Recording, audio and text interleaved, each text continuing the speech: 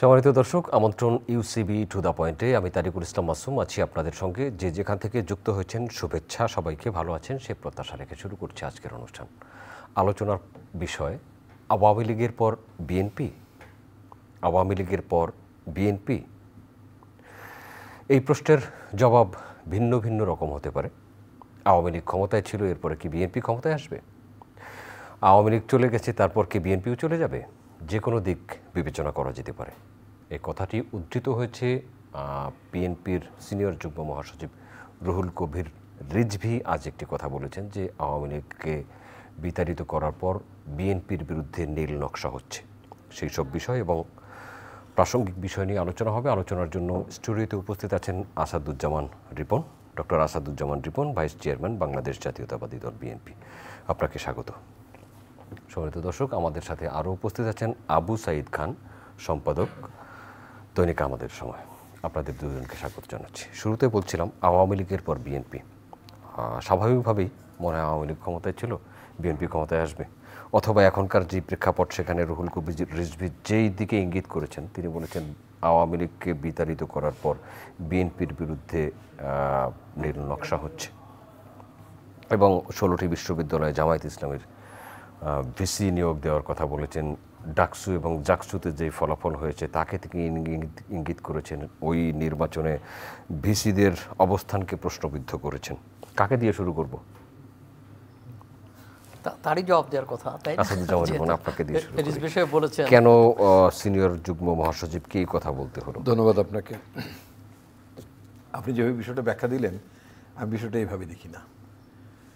একটা হচ্ছে যে আপনার প্রথমে আপনি যেটা বলেছেন যে আওয়ামী লীগের পরে বিএনপি, আওয়ামী লীগের পরে একটা বড় রাজনৈতিক দল হিসেবে আওয়ামী লীগকে জনগণ তাড়িয়ে দিয়েছে তার স্বৈর শাসনের জন্য, তার অপকর্মের জন্য, নানা কারণ। সে কারণগুলো আমি নতুন করে করলাম না, উল্লেখ করলাম না।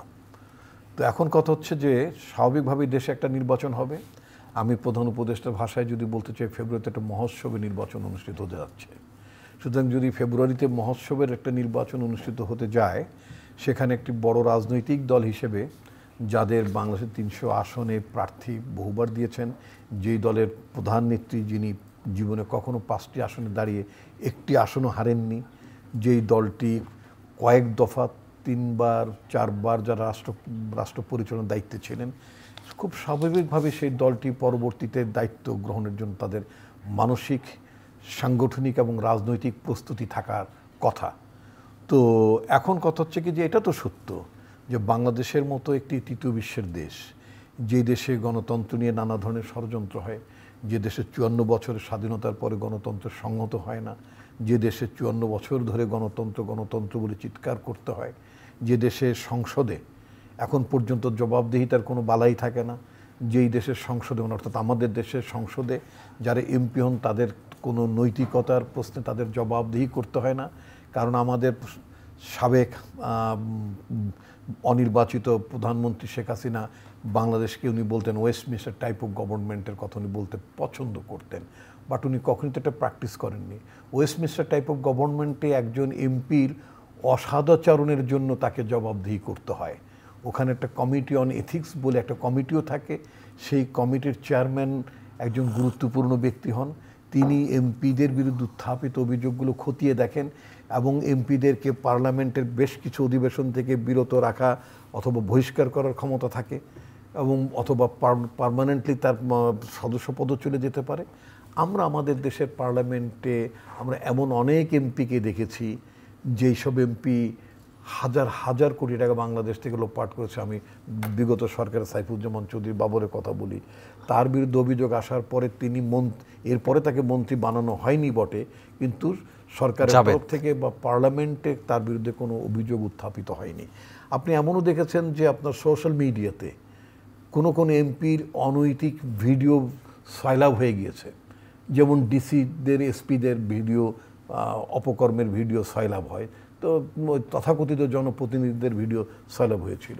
তো সেটা নিয়ে কি কখনো আমাদের দেশের তখনকার সংসদীয় কমিটি বা কোনো এথিক্স কমিটি হয়েছিল? হয়নি।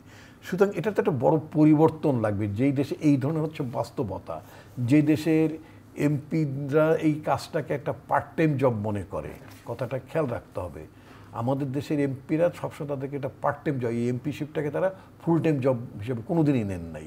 কিন্তু গাড়ি নেওয়ার জন্য, তারপরে কম মূল্যে প্লট নেওয়ার বেলায়, নানা ধরনের প্রিভিলেজেস নেওয়ার বেলায়, লাল পাসপোর্ট নেওয়ার বেলায় তাদের মানে কখনোই তাদের মানে ছিল না, মানে আগ্রহের কমতি ছিল না। কিন্তু এই কাজটা তারা কোনোদিন সিরিয়াসলি করেননি। তো তেমন একটি দেশে এবং এখন পর্যন্ত এমপিদেরকে জবাবদিহি করার জন্য এখন পর্যন্ত সংস্কার যতগুলো আলোচনা উঠেছে, কোনো আলোচনার মধ্যেই এমপিদেরকে জবাবদিহি করানোর কোনো ব্যবস্থা আসেনি। এবং কোনো পর্যায়ে আপনার মানে কিভাবে মানে তাদের ব্যাপারে আপনার হবে কি বলে আপনার শৃঙ্খলাপূর্ণ ব্যবস্থা নেওয়া যেতে পারে, কিভাবে তারা পার্টিতে জবাবদিহি করে, এগুলো কোনো বিধি ব্যবস্থা নেই। এরকম একটি ফাঁক ফোকরালাপ সিস্টেমে এই দেশে বারবার ষড়যন্ত্র হতে পারে, একেবারে পূর্ব মুহূর্ত ষড়যন্ত্র হতে পারে। তো এবং হচ্ছে, এবং আমি কেন কথাটা বলছি, যেমন ধরুন আমি যদি জাতীয় ঐক্যমত্য কমিশনের ভাইস চেয়ারম্যান, মানে in absence of professor Muhammad Yunus, chief adviser পরে যিনি কমিটির প্রধান, তিনি দুদিন আগেই বলেছেন যদি ফেব্রুয়ারিতে যদি নির্বাচন না হয় তাহলে জাতীয় নিরাপত্তার বিঘ্নিত হওয়ার আশঙ্কা থাকবে। বিঘ্নিত হতে পারে, এক্সাক্ট শব্দটা জাতীয় নিরাপত্তা বিঘ্নিত হতে পারে। এটা একটা ছোটখাটো কথা না। জি, আপনার কাছে আসবো, এই এক বিষয়ই আসবো। প্রশ্নে বাংলাদেশ তো একটা শঙ্কার মধ্যে আছেই। জি, সেটি হয়তো মানে ইঙ্গিত করেছেন। এইদিকে হয়তো আমরা যেতাম। ঐকমত্য কমিশনের মেয়াদ আরও 1 মাস বেড়েছে, 15 অক্টোবর পর্যন্ত। আজ মাননীয় প্রধান উপদেষ্টা এবং ঐকমত্য কমিশনের সভাপতি রাজনৈতিক দলগুলোর উপস্থিতিতে বক্তৃতা করেছেন। সেখানে তিনি নির্বাচনের কথা বলছেন, নির্বাচনের উপর জোর দিয়েছেন, সংস্কারের কথা বলেছেন। কিন্তু সংস্কারের বিশেষ বিশেষ বিষয়ে মতৈক্য এখনো হয়নি, আর না হওয়ার কারণে আরও 1 মাস সময় বাড়ল। সংস্কার ঐকমত্য কমিশন যে সনদের প্রস্তাব করছে, সেই সনদ বাস্তবায়ন এবং সনদের যেই ধারাগুলো থাকবে সেগুলোকে সংবিধানের উপরে প্রাধান্য দেওয়া অথবা সাংবিধানিকভাবে এর স্বীকৃতি দেওয়া, কোনোভাবে চ্যালেঞ্জ করা যাবে না, এইসব বিষয় নিয়েই তো আলোচনা। তাহলে আটকে আছে কোথায়? সনদটা আটকে আছে দুটো দৃষ্টিভঙ্গি। একটা হচ্ছে যে সংবিধান এর অধীনেই সনদ হবে, না এই সনদের অধীনে সংবিধান পরিচালিত হবে, এইটা একটা গুরুত্বপূর্ণ প্রশ্ন এখানে আটকে আছে।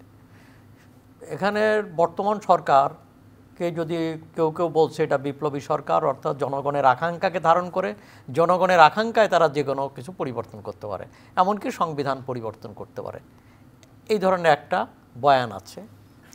অপরদিকে বর্তমানে এই সরকার সংবিধানকে সমুন্নত রাখার শপথ গ্রহণ করেছে, অতএব এই সরকারের সংবিধানের বাইরে যাওয়ার সুযোগ নেই। এখন যেটা বলা হচ্ছে যে প্রেসিডেন্টের, রাষ্ট্রপতির বিশেষ আদেশে সংবিধান পরিবর্তন হবে, তো সেই সুযোগ তো সংবিধান দেয় না, তাহলে সেখানে সেটা হয়ে যায় সংবিধানের ভায়োলেশন। তো এই ধরনের ভায়োলেশনের করবে কিনা, এবং হ্যাঁ সামরিক সরকারগুলো এগুলো করেছে, কিংবা পৃথিবীতে বিপ্লবী সরকারও এই ধরনের আদেশ কিংবা এই তাহলে তো সরকার বিপ্লবীভাবেই গঠন করার দরকার। তো সেটা তো আর হয় নাই, সেই বিপ্লব তো আর হয় নাই। বড় জোর এটাকে সবাই বলছেন, কেউ তো প্রথম দিকে জুলাই বিপ্লব বললে এখন তো আর কারো মুখে জুলাই বিপ্লব শুনছি না, কেন এটা একটা অভ্যুত্থান, জনগণের ছাত্র জনতার স্বতঃস্ফূর্ত অভ্যুত্থান। সেইভাবেই দেখি, যেমন যেটা বিপ্লবের মধ্য দিয়ে পুরা রাজনীতি, তার অর্থনীতি সব কিছু বদলে যায়। যেমন ধরুন রুশ বিপ্লব কিংবা ফরাসি বিপ্লব, সেখানে টোটাল ব্যবস্থাটাই বদলে দিয়েছিল। কিন্তু এই ব্যাপারটা তো তা না, এই ব্যাপারটার মধ্যে দিয়ে একটা সরকারের পরিবর্তন ঘটিয়েছে। তো সেই সরকার এর পরিবর্তনের মধ্য দিয়ে সেখানে নতুন একটা অন্তর্বর্তী সরকার গঠিত হয়েছে, এবং সেই সরকার গঠনের পিছনে এই রাষ্ট্রযন্ত্রই কাজ করেছে। সেই সরকার গঠনের উদ্যোগ গ্রহণ করেছিল এই রাষ্ট্রযন্ত্রেরই, অর্থাৎ সেনাবাহিনী প্রধান, তার উদ্যোগেই এখানে সরকার গঠিত হয়েছে আদালতের অনুমোদন নিয়ে। অতএব সেই ক্ষেত্রে সংবিধানকে সমুন্নত না রাখার কোনো সুযোগ আমাদের সামনে নেই, এবং সেটা হলে দেশটা একটা অ্যানার্কির দিকে চলে যেতে পারে। আর একটা হচ্ছে যে দেশটা পরিচালনা করে কে? রাজনৈতিক দলগুলো না, দেশ পরিচালনা করে জনপ্রতিনিধিরা। অতএব নির্বাচনের মধ্য দিয়ে জনপ্রতিনিধিত্বশীল সরকার গঠন করার মধ্যেই সমাধান আছে। অতএব রাজনৈতিক দলগুলো যদি মনে করে যে আমরা সবাই মিলে একটা কিছু করতে পারি, সব দল মিলে করতে পারি, কিন্তু সেটা সাংবিধানিক না। এই জন্য না যে তারা জনগণের ম্যান্ডেট লাভ করে নেই, অর্থাৎ ম্যান্ডেটটা হচ্ছে গুরুত্বপূর্ণ। যেমন ম্যান্ডেটটা আমি বলি, যেমন 1952 সালে ভাষা আন্দোলনের পরে মুসলিম লীগ ধরাশায়ী হয়ে গেছে, কিন্তু 54 সালে নির্বাচনের মধ্য দিয়ে মুসলিম লীগ বিরোধী অর্থাৎ আন্দোলনের শক্তি ম্যান্ডেট লাভ করেছিল, যুক্তফ্রন্ট ম্যান্ডেট পেয়েছিল। ঠিক তেমনই করে 69-এর গণ অভ্যুত্থানের মধ্য দিয়ে পাকিস্তানের পন্থী রাজনীতি ধরাশায়ী হয়ে গেছে, কিন্তু 70-এর নির্বাচনের মধ্য দিয়ে আওয়ামী লীগ অর্থাৎ তারা ম্যান্ডেট লাভ করেছিল। তো এই যে ম্যান্ডেট পাওয়ার বিষয়টা এখনও 90-এর ক্ষেত্রেও বলা যায়, 90-এর ক্ষেত্রেও আমরা যদি লক্ষ্য করি যে এরশাদ ধরাশায়ী হয়েছিল, এরশাদের জাতীয় পার্টি রাজনীতিতে তার ছিল না, কিন্তু 90-এর অভ্যুত্থানের মধ্য দিয়ে সেখানে ম্যান্ডেট, সেখানে খালেদা জিয়ার নেতৃত্বে বিএনপি ম্যান্ডেট লাভ করেছিল। তো এই ম্যান্ডেট পাওয়াটা হচ্ছে গুরুত্বপূর্ণ, এবং তারপরে সেটা পরিবর্তনের বিষয়। এবং তারপরে ধরুন যে সেখানে একটা সাংবিধানিক পরিবর্তন করেছিল, প্রেসিডেন্সিয়াল ফর্ম অফ গভর্নমেন্ট থেকে পার্লামেন্টারি পদ্ধতিতে সরকার প্রবর্তন করেছিল, কিন্তু ম্যান্ডেট ছাড়া কি এটা সম্ভব ছিল? হ্যাঁ, ম্যান্ডেট ছাড়া যেটা হতে পারে এখন সনদে বলা হচ্ছে অঙ্গীকার হতে পারে, অঙ্গীকার হতে হবে এইভাবে, যদি কেউ এই আন্দোলনের সাথে যারা জড়িত ছিল, এই নির্বাচনে যারা জয়ী হবেন তারা অঙ্গীকার করবেন, তারা নির্বাচিত হলে এই পরিবর্তন হতে পারে। সেটা তো আরেকটা, সেটা নিয়ে তো বিতর্ক নাই। এখানে বিতর্ক হচ্ছে যে তিনটে কথা বলা হয়েছে। আমি যেটা জুনাই সনদের যেটা খেয়াল করেছি যে 3 ভাবে পরিবর্তন হতে পারে। একটা হতে পারে প্রশাসনিক অর্ডার, আর একটা হতে পারে অধ্যাদেশ, আর একটা হতে পারে রাষ্ট্রপতির বিশেষ আদেশ। তো প্রশাসনিক অর্ডারে কিছু সংস্কার হতেই পারে, এটা নিয়ে কোনো আপত্তির কিছু নাই।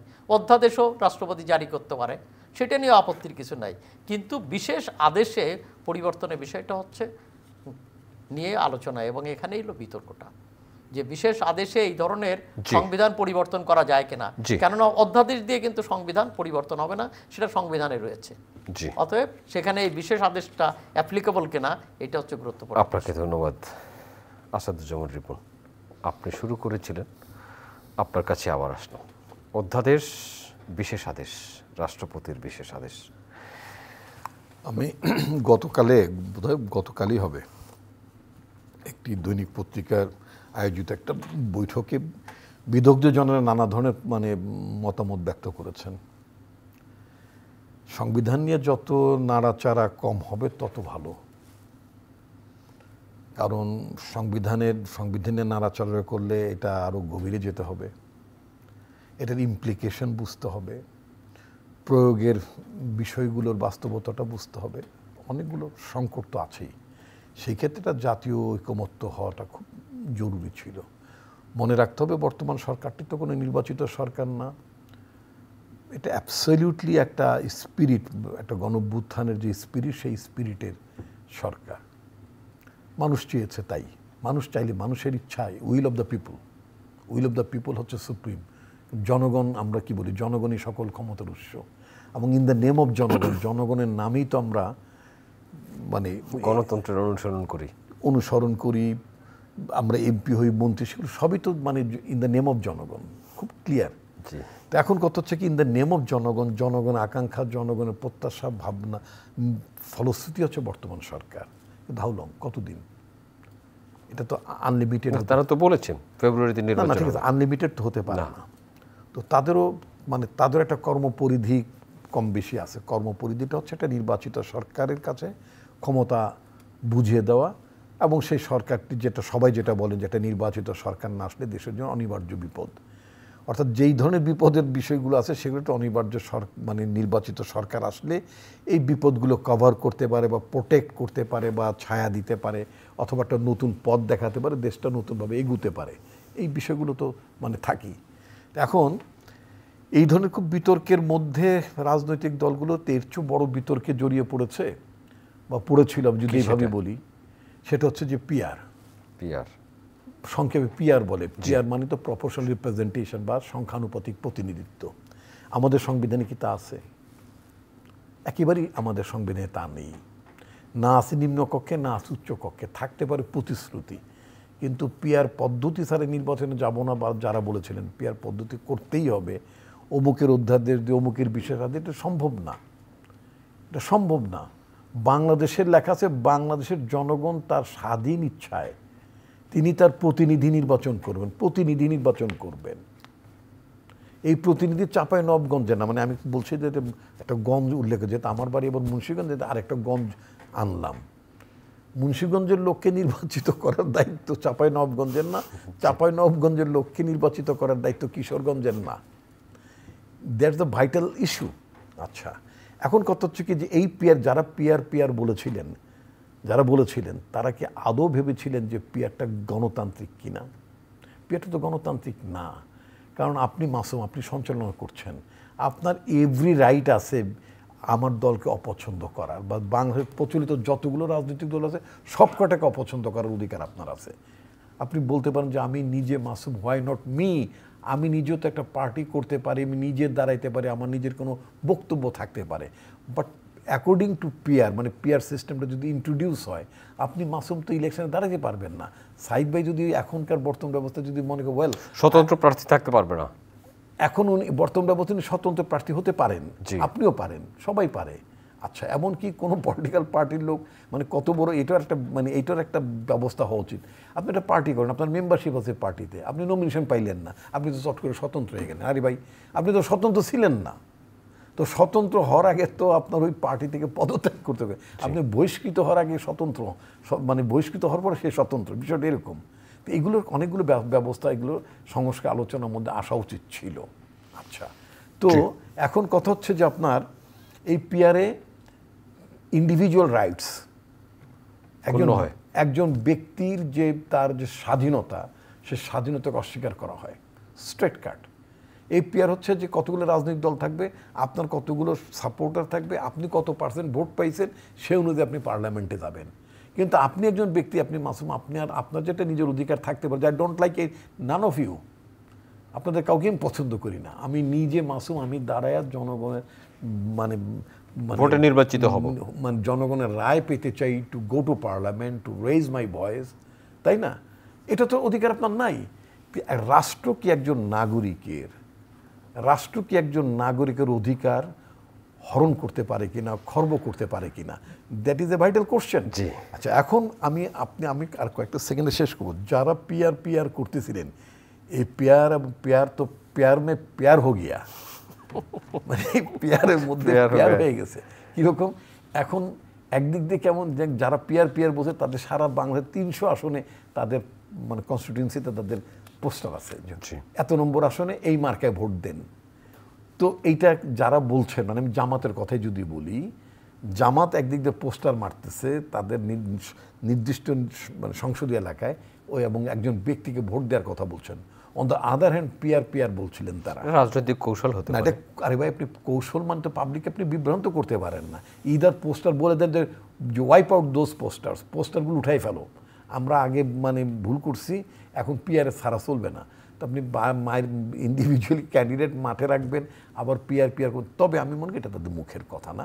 গতকালকে তাদের একজন নেতা, ওই যে বললাম কালকে তারা একটা আলোচনার মধ্যে ছিলেন, সেখানে তাদের কথাবার্তায় মনে হচ্ছে যে তারা এখন মানে নির্বাচনে যাওয়ার জন্য উন্মুখ। যে আপনাকে ধন্যবাদ আবুল সাঈদ খান। ডাকসু এবং জাকসু নির্বাচন হলো। এই নির্বাচনে বাংলাদেশ জাতীয়তাবাদী দলের ছাত্র সংগঠন, বাংলাদেশ জাতীয়তাবাদী ছাত্রদল ঢাকা বিশ্ববিদ্যালয়ের জয়ী হতে পারেনি। আর জাহাঙ্গীরনগর বিশ্ববিদ্যালয়ের নির্বাচন শেষ মুহূর্তে তারা ভোট গ্রহণের শেষ দিকে গিয়ে নির্বাচন বয়কট করেছে, এবং অন্যান্য আরও অনেকগুলো 5টি প্যানেল ভোট বয়কট করেছে। এই নির্বাচন কি কোনো আগামীর বার্তা দেয়? হ্যাঁ, নির্বাচনে ছাত্র শিবির ভালো করেছে, এতে কোনো সন্দেহ নেই। তাদের পরিকল্পনা ছিল এবং তারা ছাত্রদের সামনে তারা সুনির্দিষ্ট একটা মানে বিশ্ববিদ্যালয় কেন্দ্রিক রাজনীতি উপস্থাপন করতে পেরেছে, যেটা অন্যরা পারে নাই। এটা এই ব্যাপারে নিশ্চয়ই তারা কৃতিত্বের দাবিদার। তবে আমার কাছে যেটা মনে হয়, বিশ্ববিদ্যালয় ইস্যুগুলো আর জাতীয় ইস্যু এক না।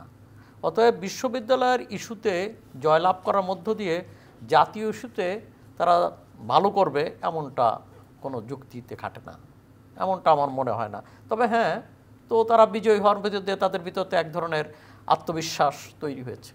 এক ধরনের জনমত গঠনে তাদের সহায়তা তো কিছুটা প্রভাব ফেলতে পারে, কিন্তু এইটা জনমত উল্টে দিতে পারে এমনটা আমি মনে করি না। কিছুটা তো প্রভাব পড়েই, যখন একটা বিশ্ববিদ্যালয় ভালো করে তার কিছুটা প্রভাব। তবে এখানে রাজনীতির অঙ্গনে এলাকাভিত্তিক যে রাজনীতিগুলো আছে সেখানে তো দুটো জিনিস, একটা হলো একটা পলিটিক্স, অর্থাৎ জাতীয় রাজনীতিতে একটা মোমেন্টাম যাদের আছে, আর একটা হচ্ছে স্থানীয়ভাবে তাদের ব্যক্তিটাও। দুটো জিনিসই আমাদের এখানে কাজ করে। যেমন ধরুন যে এখানে ব্যক্তিও কাজ করে, একটা হলো কেন্দ্রীয় রাজনীতি, অর্থাৎ যে এইভাবে আমি যদি আরও সহজভাবে বলি, মার্কা এবং প্রার্থী দুই কাজ করে। মার্কাটা কাজ করে এই জন্য যে সে যে পলিটিক্সকে রিপ্রেজেন্ট করে সেই পলিটিক্সের বিষয়টা, আর একটা হচ্ছে সেই পলিটিক্সটাকে ক্যারি করার ক্ষেত্রে মানুষের পছন্দ অপছন্দের একটা বিষয় আছে, যে এই লোকটা নেতা কিনা, তার নেতা হতে পারে কিনা, সেটাও একটা বিবেচ্য বিষয়। যে দুটোর উপর নির্ভর করেই এখানে নির্বাচনে রায় হবে।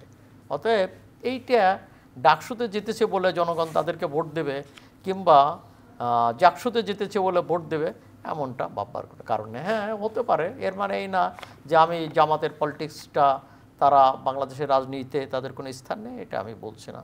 হ্যাঁ, জামাতের তো কিছু কিছু জায়গাতেও তাদের স্থান আছেই, তাদের প্রার্থীও আছে, কিংবা তাদের সাংগঠনিক শক্তিও আছে। এই কিন্তু সমগ্রভাবে, অর্থাৎ একটা ন্যাশনাল পার্টি হিসাবে সারা দেশে চ্যালেঞ্জ করার, সারা দেশে প্রার্থী দিয়ে লড়াই করার মতো অবস্থা তাদের আছে বলে। আসাদুজ্জামান রিপন যে কথা বললেন যে তারা তো ইতিমধ্যে তাদের সারা দেশে 300 আসনের প্রার্থী ঘোষণা করে দিয়েছে, তাদের কাজ করছে। 300 আসনের প্রার্থী দেওয়া দুই রকম প্রার্থী, একটা হচ্ছে তারা তাদের দলকে গোছানোর জন্য 300 আসনের প্রার্থী দিতে পারে, তো জিতবার জন্য কতগুলো দিয়েছে সেটাও তাদের ভিতর হিসাব আছে, যে এতগুলো আসনে তারা জিতবার জন্য করবে, এতগুলো আসনে তারা প্রচারের জন্য করবে। তো এই এটা তো সবাই আমরা বুঝতে পারি যে 300 আসনে জিতবার মতো জায়গায় দলটা নেই। হ্যাঁ, 300 আসনে প্রার্থী দিয়ে লড়াই করার জায়গা একসময় আওয়ামী লীগ ছিল, এখন বিএনপি আছে। এর বাইরে এখন পর্যন্ত কোনো দলকে দেখছি না। বিএনপি আগেও ছিল, হ্যাঁ সেই সময় বলছি, আগের তো ছিল আওয়ামী লীগ ছিল, তখন বিএনপি ছিল, এবং আমরা দেখি গত 3-4টায় নির্বাচনে পিছনে যে তারা দুটো দলই হাড্ডাহাড্ডি লড়াই করেছে। হয়তো বা এক দল জিতেছে, সংসদে গেছে, কিন্তু ভোটের রেশিও কিন্তু প্রায় কাছাকাছি ছিল। ধন্যবাদ আপনাকে আসাদুজ্জামান রিপন। আপনাকে সাবেক স্বরাষ্ট্র প্রতিমন্ত্রী লুৎফুজ্জামান বাবর আজ স্বরাষ্ট্র মন্ত্রণালয়ে গিয়েছিলেন, সেখানে স্বরাষ্ট্র উপদেষ্টা এবং আইজিপির সাথে কথা বলেছেন। তিনি বলেছেন যে পার্শ্ববর্তী দেশে একটি বিতর্কিত শিল্প গ্রুপের নাম ধরে বলছেন, এস আলমের কথা বলেছেন, যে শেখ হাসিনার সাথে বৈঠক করেছেন এবং তারা ষড়যন্ত্র করছেন নির্বাচন বানচালের। আসলে কি এই জন্যই গেছেন না অন্য কোনো কারণ? আমি পত্রিকায় রিপোর্টটা যেভাবে দেখলাম, অনলাইনে আমি যেটা দেখলাম, সেটা হচ্ছে যে আপনার উনি গিয়েছেন, আপনি বিতর্কিত আপনার ব্যবসায়ী শিল্পগোষ্ঠী এস আলমের কথা বললেন, যে পার্শ্ববর্তী দেশে এস আলম শেখ হাসিনার সাথে মিট করেছেন, সেখানে বৈঠক করেছেন এবং বাংলাদেশের নির্বাচন বানচালের জন্য ষড়যন্ত্র করেছেন, এই মর্মে একটা রিপোর্ট আমি অনলাইনে, প্রথম আলোর অনলাইনে দেখলাম। আমি মনে করি তারা মানে অর্থাৎ বাবর সাহেবের বয়ানে এই রিপোর্টটা তারা প্রকাশ করেছেন। দ্বিতীয় তারা বলেছেন, মানে বাবর সাহেবের বয়ানে আরেকটা কথা বলেছেন, সেটা হচ্ছে যে আমাদের পার্টির ভারপ্রাপ্ত চেয়ারম্যান, যিনি ভার্চুয়ালি আমাদের পার্টির এখন মানে শীর্ষ নেতা হিসেবে দায়িত্ব পালন করছেন, তিনি দেশের অচিরেই প্রত্যাবর্তন করবেন। ওনার প্রত্যাবর্তনে তার নিরাপত্তার বিষয়গুলো নিয়েও সরকারের সাথে, অর্থাৎ স্বরাষ্ট্র মন্ত্রণালয়ের সংশ্লিষ্ট উপদেষ্টার সাথে কথা বলেছেন। এটি আমরা পাবলিকলি বিষয়টা এটাই আমরা দেখলাম, জানলাম। এবং দুটো, যেহেতু এটা বাবর সাহেবের বয়ানে বলা হয়েছে, মানে সাংবাদিকদের প্রশ্নের উত্তর তিনি এই কথা বলেছেন, সুতরাং এটা তো ভেরি মাচ, মানে এটা তার বক্তব্য, এটা তো অস্বীকার করা যাবে না, ঠিকই আছে। তারেক সাহেব কবে ফিরছেন? অচিরেই। কতটা অচিরে? কয়েক সপ্তাহ। নির্ভর করছে কিসের উপরে, কোন কোন বিষয়ের উপরে নির্ভর করছে তার আশা? একটা তো আছে, সেটা হচ্ছে যে আপনার একটা মানে আপনার, আমি যদি সাবেক স্বরাষ্ট্র প্রতিমন্ত্রী লুৎফুজ্জামান বাবরের আজকে স্বরাষ্ট্র উপদেষ্টার সাথে বৈঠকের বিষয়টা যদি বলি, এবং সেখানে প্রত্যেক রিপোর্ট এসছে যে তার নিরাপত্তা, ভারপ্রাপ্ত চেয়ারম্যান নিরাপত্তার বিষয় নিয়ে কথা উঠেছে। যেহেতু নিরাপত্তার বিষয়টি নিয়ে সরকারের সাথে কথা উঠেছে, একটা নিরাপত্তা কনসার্ন তো আছেই আনডাউটেডলি। তো যেহেতু একটা নিরাপত্তা কনসার্ন আছে, এটা নিশ্চিত হওয়া দরকার আছে। এই ইস্যুটা তো অ্যাড্রেস হতে হবে। যেহেতু দলের তরফ থেকে বাবর সাহেব, তো তিনি শুধু স্বরাষ্ট্র প্রতিমন্ত্রীও নন, তিনি পার্টিরও একজন কর্মকর্তা, তিনি আমার কলিগ, তিনি ভাইস চেয়ারম্যানও। তো তিনি যেহেতু নিরাপত্তা ইস্যুটি নিয়ে সরকারের সাথে কথা বলেছেন, এটা সরকার উচিত হবে এই ইস্যুটা অ্যাড্রেস করা, এটা আমলে নেওয়া। তার মানে খুব শিগগির তিনি আসছেন। We hope so. আপনাকে ধন্যবাদ। আবু সাইদ খান, আমরা শেষ করব আপনাকে দিয়ে।